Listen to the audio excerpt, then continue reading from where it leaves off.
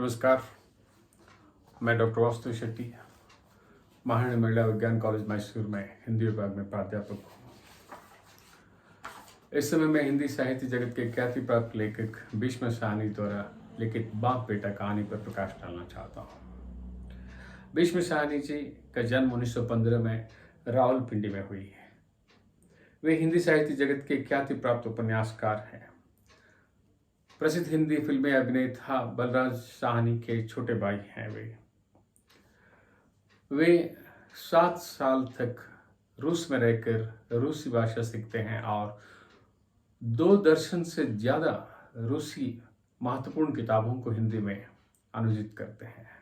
इनकी प्रसिद्ध कृतियां हैं तमस, भटकती राहें, पहला पाठ आदि। चीफ की दावत और अमृतसर आ गया इनके अन्य प्रसिद्ध कृतियां हैं। प्रस्तुत बाप बेटा एक मार्गस्पर्शी कहानी है। इस कहानी में एक अधेड़ उम्र के बाप रहते हैं। उसके जवान बेटा फौज में वीर गति प्राप्त कर चुके हैं और उसी के पेंशन से घर मुश्किल से चलती है। बची कुची जमीन को पुरोहित के पास गिरवी रखे थे, लेकिन खर्च के कारण वो भी जा चुका है। अब छोटा लड़का है, एकमात्र घर का सहारा, और उसको आज फौज में भर्ती कराने के लिए लेके आए हैं। और वो लड़का 16 साल का है और पुरोहित को काफी रिश्वत देकर जन्म पत्री में 16 साल लिखवा के आए हैं। और आज वो बारक के बाहर इंतजार कर रहे हैं और लड़का भीतर जा चुका है। बार बार झरोखों से अंदर झांकते हैं। अंदर नौजवान युवकों का एक टोली है, खड़े हैं, नंगे बदन, केवल जांघिया पहने हुए हैं।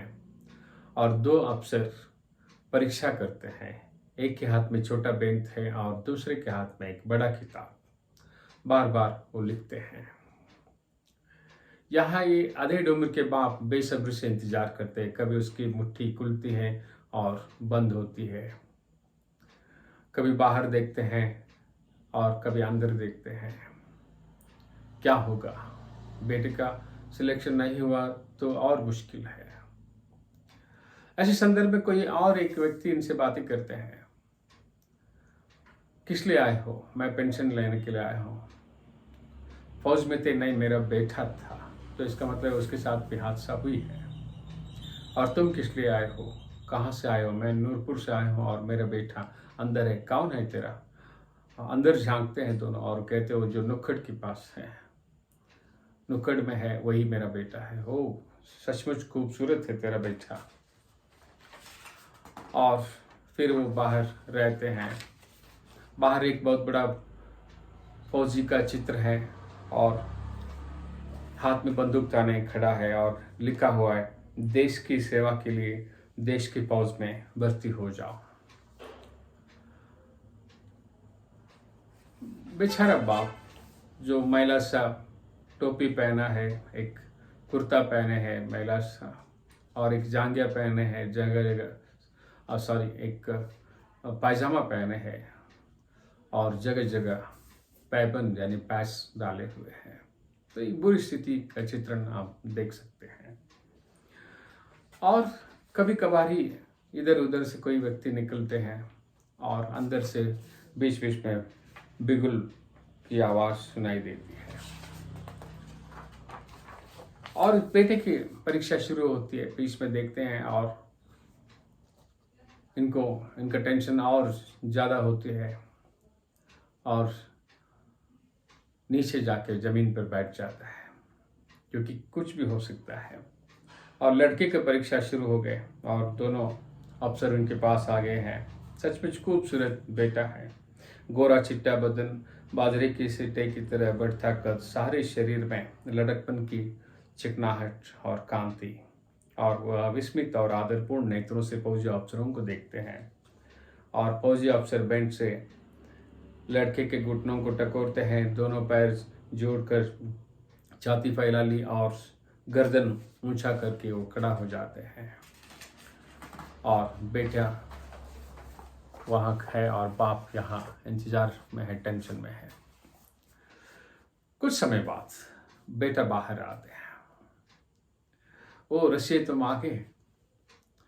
हाँ बाबूजी, ले लिए, सबको ले लिए, और तुम्हें? मुझे भी ले लिए। क्या क्या पूछे? बहुत सारे प्रश्न पूछे। तेरे उम्र के बारे में तो नहीं पूछा? नहीं, उम्र के बारे में कुछ मत बोलना।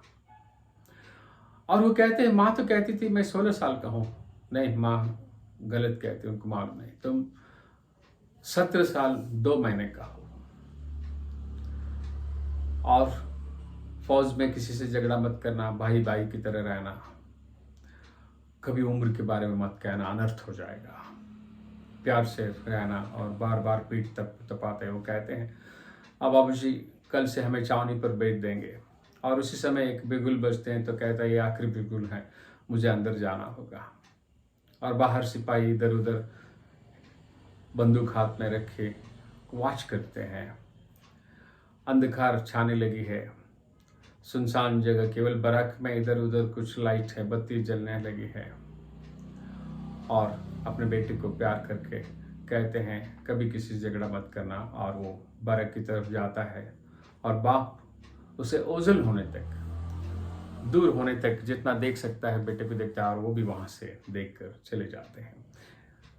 भीष्म साहनी जी द्वारा लिखित ये सचमुच मर्मस्पर्शी कहानी है। लगभग 80-90 साल पहले लिखे हुए उन दिनों का संदर्भ को हमें ध्यान में रख के उसे देखना होगा। काफी मर्मस्पर्शी कहानी है। प्रणाम।